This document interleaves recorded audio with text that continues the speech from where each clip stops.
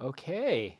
Um, it's wonderful to be here this evening. And again, I always say, I just get off work and I come here, and it was a rough last class, really rough for not just me but a lot of people. So I spent time breathing deep and getting myself in a good space to be here, and I feel like I am. But yeah, it was. We had people come up because there was, yeah, it gets crazy where I work sometimes. Um, but we handled it well. I know. For me, this is the last week we're on our forgiveness cycle, and I've been doing forgiveness since the middle of February because I don't know, it just seemed right to me, and I'm glad I have been, and it gives me a lot of time to think. One of the major themes of my life as a Buddhist and as a person in recovery has been my mother. Um, she and I think it's important to tell stories, and this is one of the stories of forgiveness of my life. Um, when I was a child, I was my mother. She was pretty abusive. I was taken away from home once and put in a receiving home. Spent time in the office. She'd beat me, and I'd have bruises across my face and all over my body. And she would be emotionally abusive also. But if I were to just tell that story, I would not be telling the whole story. When I was sick and near death, my mom nurtured me back to health. She went out of her way to make every Christmas and every birthday as great as she could. She really loved me also. And I'm grateful for that because I don't know if I could have survived all the abuse without the love. Maybe I could have, but I feel like somehow things have worked out for me because of that. If my mom didn't love me, it may have been unbearable. Thank God I made notes. When I look at my mom in retrospect, and it's taken me years to make peace with this, I need to understand that my mom had multiple sclerosis. My mom had me when she was 18, and her mom had died when she was 13. I need to understand that my mom also had mood disorders. She tried committing suicide. She was a very unhappy person in a lot of ways. It completes the story. It doesn't excuse her behavior, but it definitely explains her behavior. What's crazy is this story is not really about my mom. I spent years resenting my mother. I do not have children because I was afraid I would do to my children what my mother had done to me. One time she asked me when we were in a verbal argument, and I became a very, very unpleasant person around her. I became a victimizer myself.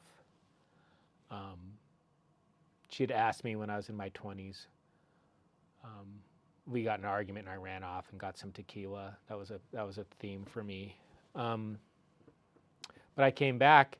She goes, "Why don't you have any grandkids?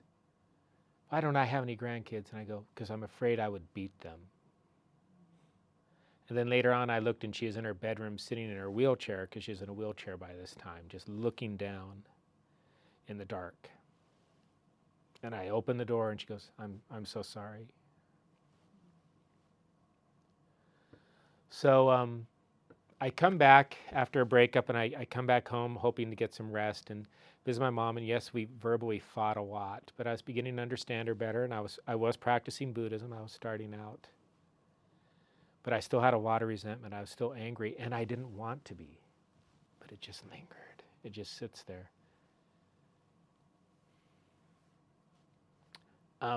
But she had fallen a few times, and they put her in a nursing home. When I came back, she was in the nursing home. And I talked to people and found out the situation, found out she could no longer take care of herself, and she needed to be committed, and I was her next of kin. So I moved all her stuff out of her apartment and put her in the nursing home. And then they phoned me from the nursing home going, your mom is wild. She keeps on telling people they're watching TV late and turning off the TV, and she keeps on trying to control things and moving stuff around the room because it's not there right. I go, do we have your permission to medicate her? And I go, I think that would be good.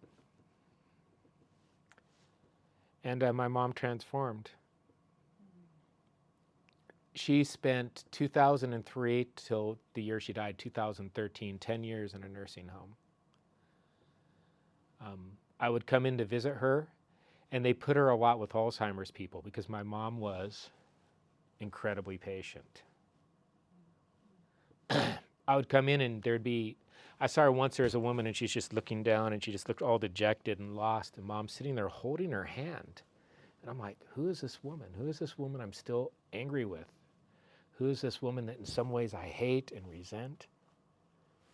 Because she's not here right now. It is not the same woman. So I was still feeling resentment, and I still do to this day some, but it shrinks every year, but I still feel resentful. I still get mad about it.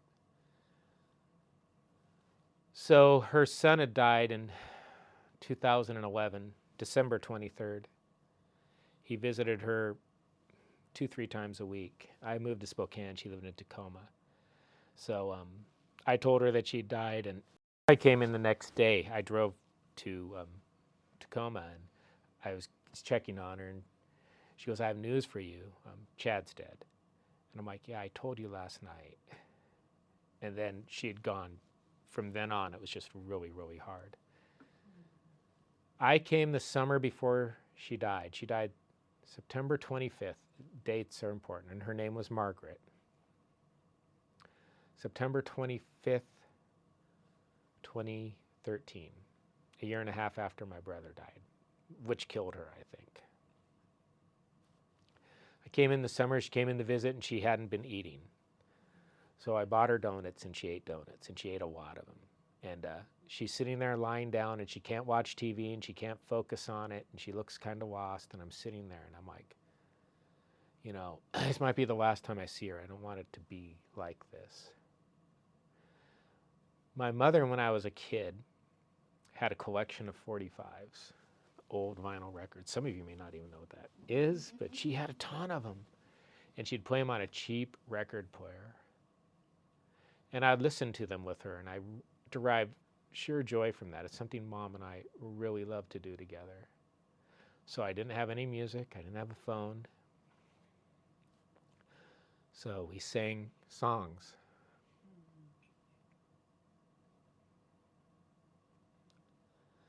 We sang Brandy, You're a Fine Girl by Looking Glass.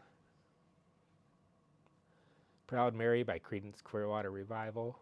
We sang songs by the Beatles, by the Monkees, for a long time. And people even said the nursing home. Everywhere just picked up when we were singing. And I went home, and within a month she died.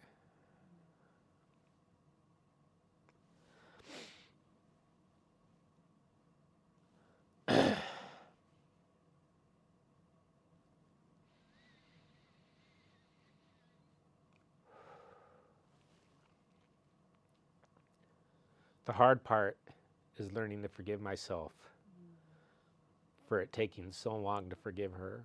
And I actively tried. Practice, therapy, journaling. And it's still there. But I just wishing I could have let go. But it wasn't time. It wasn't the right time. The timing was bad for having that experience where I could speak to my mother and not be angry with her. And again, I'm not excusing the behaviors. I'm just saying, for me, it was time to release that. Maybe a lot of people here have that. Maybe not. But that's definitely something I think about. I don't go a week without thinking, when will I finally let this all go? And I sit and I breathe and I chant and I listen to people. Sometimes I just listen to the tree, and it gets better a little bit every day, but I can still see it, that hate. Sometimes when I'm mad at people, I'm really mad at my mother. And sometimes when I'm mad at people, I'm mad at myself for not being able to let go. It's a story that's intertwined with all my other stories. Very important. So I spent a lot of time telling that story because I wanted to tell that story. And I think it's important to share why these are important. It's important for me to forgive so that I can see everything with a right view and live my life in the best way I can. So I'm going to go into a meditation, and again, it's a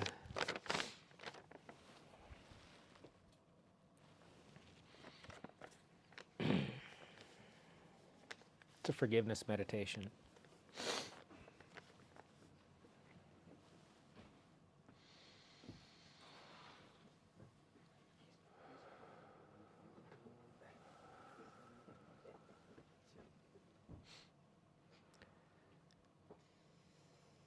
To practice forgiveness meditation, let yourself sit comfortably, allowing your eyes to close and your breath to be natural and easy.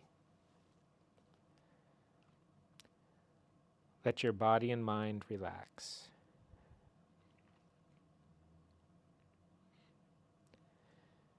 Breathing gently into the area of your heart, let yourself feel all the barriers you have erected and the emotions that you have carried because you have not forgiven. Not forgiven yourself, not forgiven others. Let yourself feel the pain of keeping your heart closed. Then breathing softly, begin asking and extending forgiveness, reciting the following words, letting the images and feelings that come up grow deeper as you repeat them.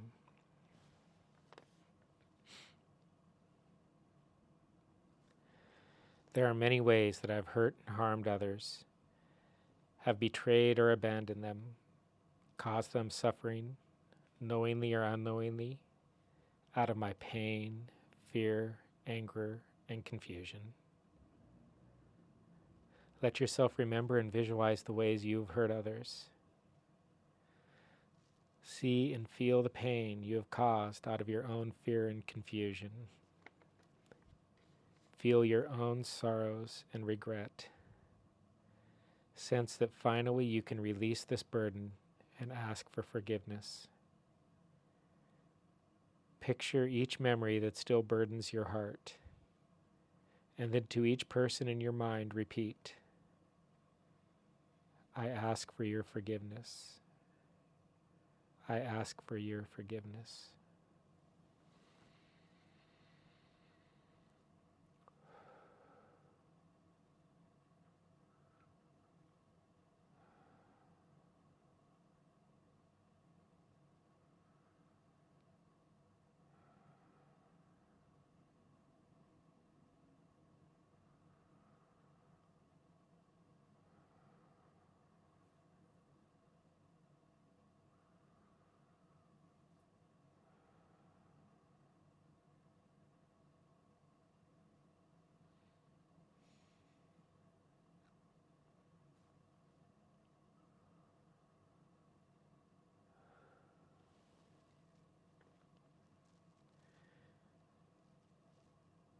There are many ways that I have hurt and harmed myself. I have betrayed or abandoned myself many times through thought, word, or deed, knowingly or unknowingly. Feel your own precious body and life. Let yourself see the ways you have hurt or harmed yourself. Picture them. Remember them. Feel the sorrow you have carried from this and sense that you can release these burdens. Extend forgiveness for each of them, one by one. Repeat to yourself, for the ways I have hurt myself through action or inaction, out of fear, pain, and confusion, I now extend a full and heartfelt forgiveness. I forgive myself. I forgive myself.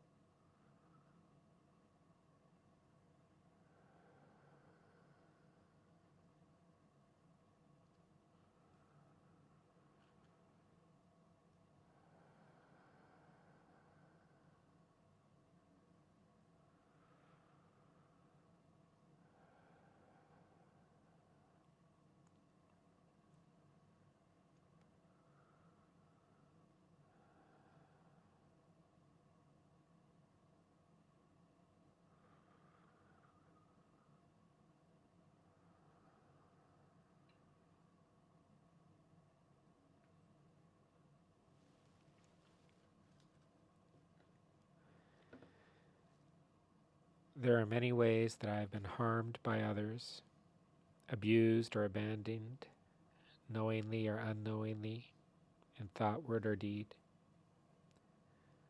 Let yourself picture and remember these many ways. Feel the sorrow you have carried from this past and sense that you can release this burden of pain by extending forgiveness when your heart is ready. Now say to yourself, I now remember the many ways others have hurt or harmed me, wounded me, out of fear, pain, confusion, and anger. I have carried this pain in my heart too long. To the extent that I am ready, I offer them forgiveness. To those who have caused me harm, I offer my forgiveness. I forgive you.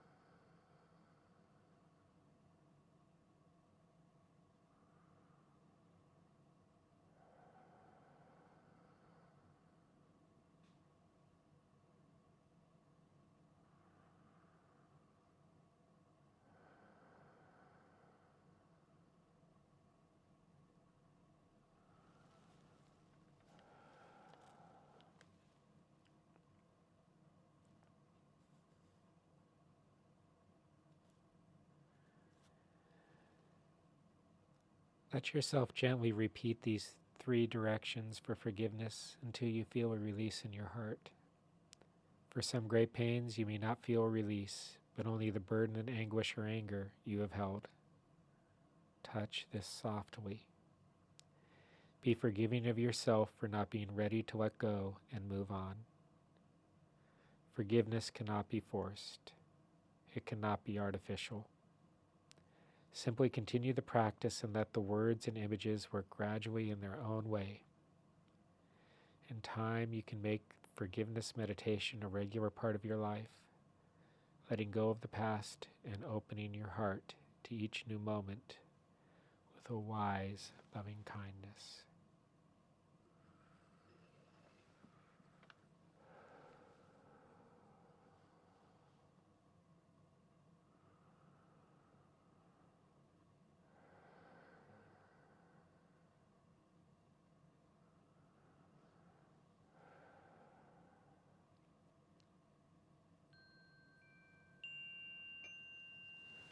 Namaste.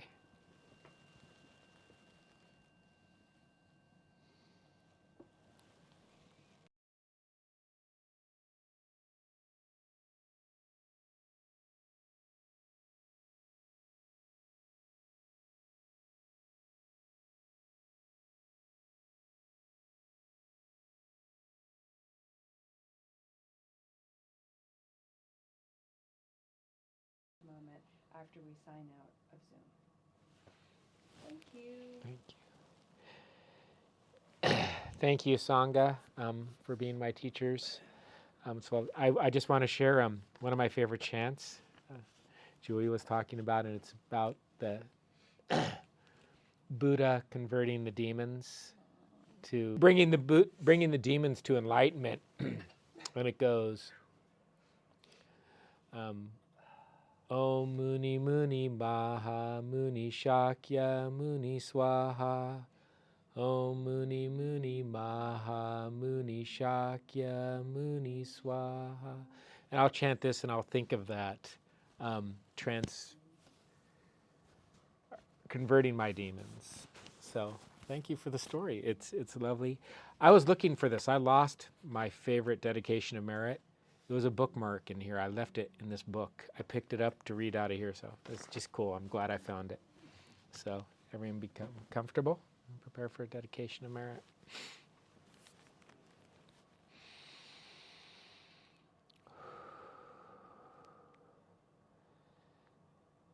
May all places be held sacred. May all beings be cherished. May all injustices of oppression and devaluation be fully righted, remedied, and healed. May all who are captured by hatred be freed to the love that is our birthright. May all who are bound by fear discover the safety of understanding. May all who are weighed down by grief be given over to the joy of being. May all who are lost in delusion find a home on the path of wisdom. May all wounds to forest, rivers, deserts, oceans, all wounds to Mother Earth be lovingly restored to bountiful health. May all beings everywhere delight in whale song, bird song, and blue sky. May all beings abide in peace and well-being, awaken and be free. Namaste.